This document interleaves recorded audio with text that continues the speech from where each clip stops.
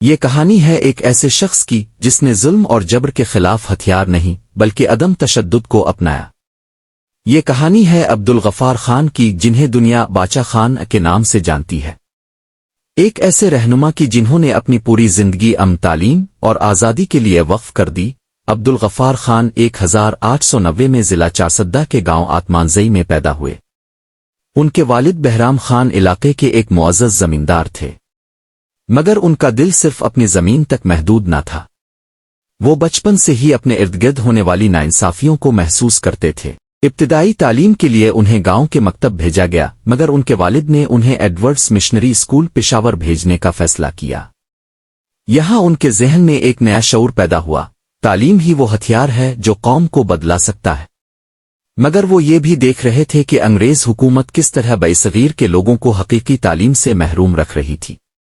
عبدالغفار خان نے تعلیم مکمل کرنے کے بعد فوج میں شامل ہونے کا ارادہ کیا، مگر جب انہیں احساس ہوا کہ یہ نظام صرف انگریزوں کی خدمت کے لیے ہے تو انہوں نے اپنے لوگوں کے لیے کام کرنے کا فیصلہ کیا۔ 1910 میں انہوں نے اپنے گاؤں میں ایک مدرسہ قائم کیا جہاں پشتون بچوں کو جدید تعلیم دی جانے لگی۔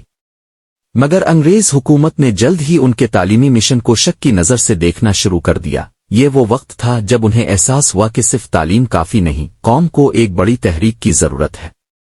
1929 میں انہوں نے خدائی خدمتگار تحریک کی بنیاد رکھی۔ یہ تحریک عدم تشدد پر یقین رکھتی تھی اور اس کے کارکنان سرخ لباس پہنتے تھے، اس لیے انہیں سرخ پوش بھی کہا جاتا تھا۔ 1930 میں جب ہندوستان میں آزادی کی تحریک زور پکڑ رہی تھی، باچا خان نے بھی انگریزوں کے خلاف عدم تشدد کی مہم چلائی۔ 30 اپریل 1930 کو جب خدائی خدمتگار تحریک کے کارکنان قصہ خانی بازار پشاور میں پرامن مظاہرہ کر رہے تھے، انگریز فوج نے ان پر گولیاں برسا دیں۔ درجنوں افراد شہید ہوئے، مگر کسی نے بھی جوابی حملہ نہیں کیا۔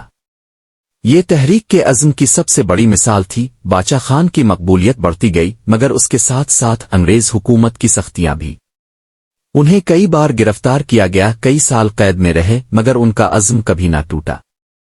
جب 1947 میں برصغیر آزاد ہوا تو باچا خان کو امید تھی کہ پشتونوں کو بھی ان کے حقوق ملیں گے، مگر انہیں جلد ہی مایوسی ہوئی۔ انہوں نے پاکستان کی شمولیت کی مخالفت نہیں کی، مگر وہ چاہتے تھے کہ پشتونوں کو ایک علیحدہ تشخص دیا جائے۔